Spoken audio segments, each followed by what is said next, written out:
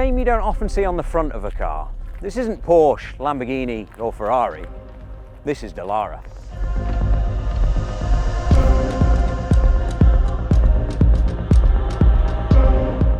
They're the people who usually sit in the background actually making race cars work. IndyCar, that's Dallara. Formula 2, Formula 3, Formula 4, that's all Dallara's carbon chassis. In Formula 1, Haas use a carbon fibre tub from Dallara, and Formula E use Dallara engineering.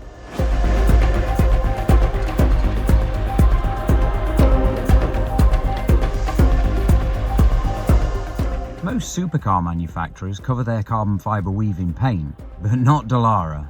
They are so good at making carbon fibre that even the world's leading aerospace companies use them.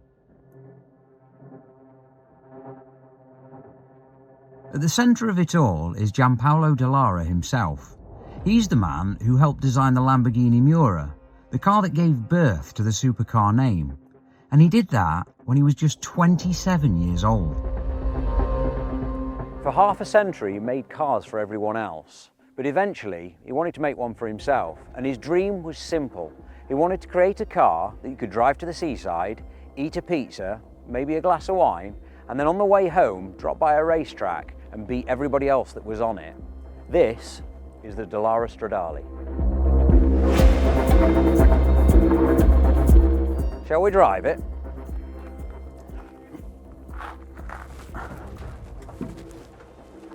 Oh, that was graceful.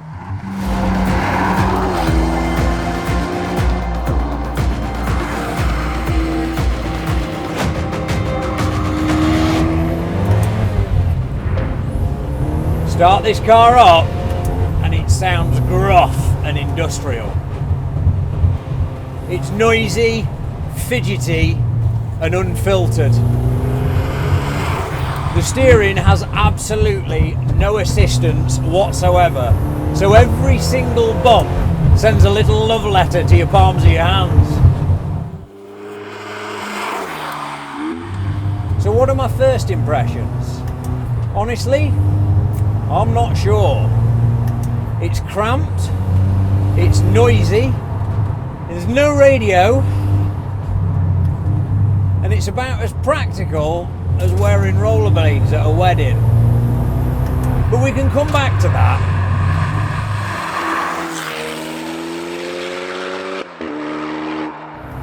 As you saw, getting in is like falling into a manhole. The seats, they're carbon fibre fixed shells. So rather than adjusting the seat, you move the pedals and the steering wheel. Behind those seats, there are two cubby holes that perfectly fit a helmet. Because Dallara assumes you're going to take this car to the track.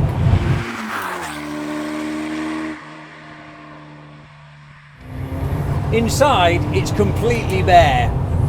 There's air conditioning, which is a bit of a nod to civility, but that's about your lot. There's no radio, and I can understand why. You do not need a Radio 2 when you've got that 4-cylinder turbocharged engine shrieking behind your ears.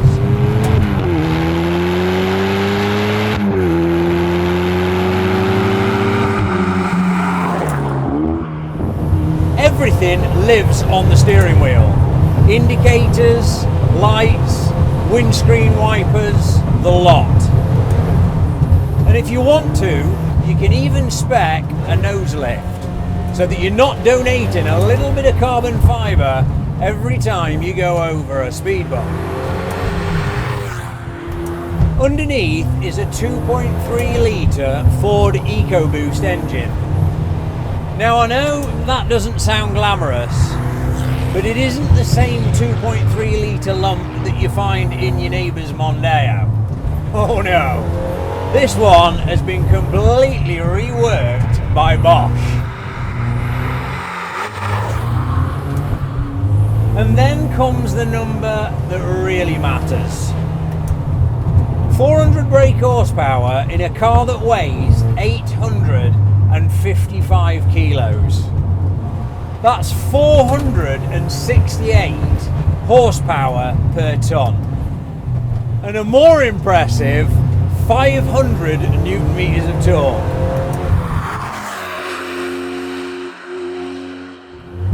To put that into context, a Bugatti Veyron is about 530 brake horsepower per tonne at several million pounds. So this thing is knocking on hypercar territory for an absolute fraction of the price. And coupled with that insane power to weight ratio, we've got that huge rear wing that presses down 820 kilos of downforce at 150 miles an hour. That is like adding an entire cow on the top of the car.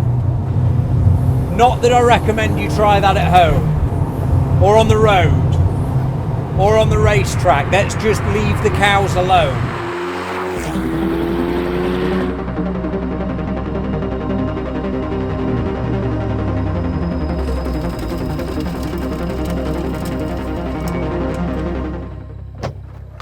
Now it's worth a quick stop just to tell you about its party piece. It's completely modular. With a few clips, you can either have a fully enclosed berlinetta, a roofless barchetta, a T-top or a Targa. It's Lego, but for people with a mortgage and having a midlife crisis.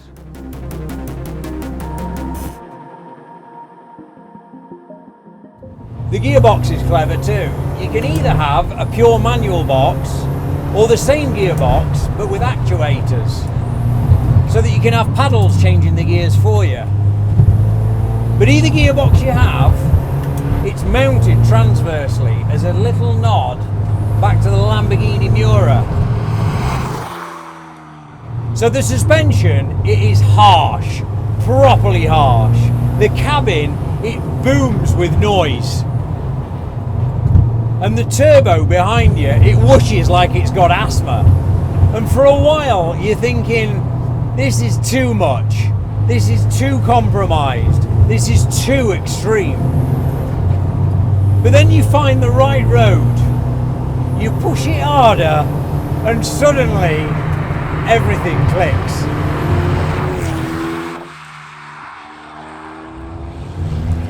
The noise becomes music. The harshness, it just becomes feedback. The lack of weight just makes this car dance. The brakes, I don't really know why it's got brakes.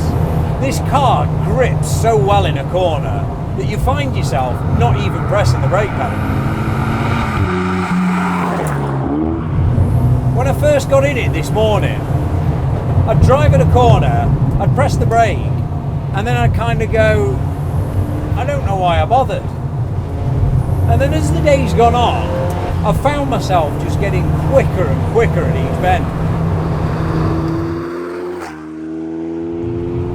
The grip just builds and builds until you realise you're pulling a massive 2G through the corners. And you're just hanging on whilst the car stays completely composed.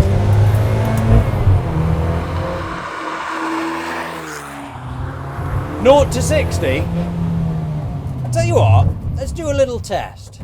If you've got your phone in landscape mode, leave it in there, and what I want you to do is flick it back to portrait, click subscribe, and then get it back to landscape, and see if you can do that quicker than I can get to 60. 3, 2, 1, go. And there we have 60.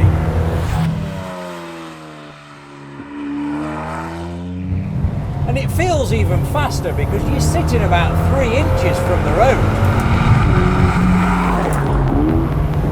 Out here on these Welsh roads, all those negatives, they just melt away. The noise, the cramped space, the lack of radio, they're not flaws, they're features. They're what connect you to the car.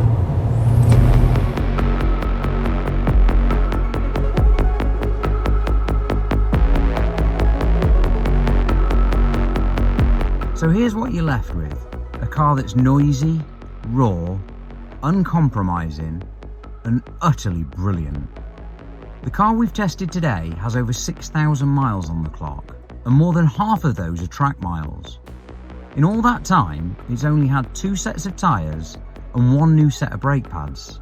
You see, that's what sets this car apart.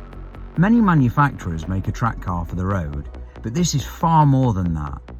This is a car that you could drive on a European road trip, then spend 3 days driving around a circuit before venturing home without even having to think about preparing it for your next adventure. Only 600 of these will exist. Each one will be numbered, and each one will be a little piece of history. It's not a supercar, it's not even a hypercar, it's a race car with number plates, and I can't think of anything else that's quite like it. If you want one, and believe me you do, head to DallaraStradaleUK.com. And if the Stradale isn't wild enough for you, then there's always the Dallara EXP, for those who think that grip and bravery are just numbers to beat.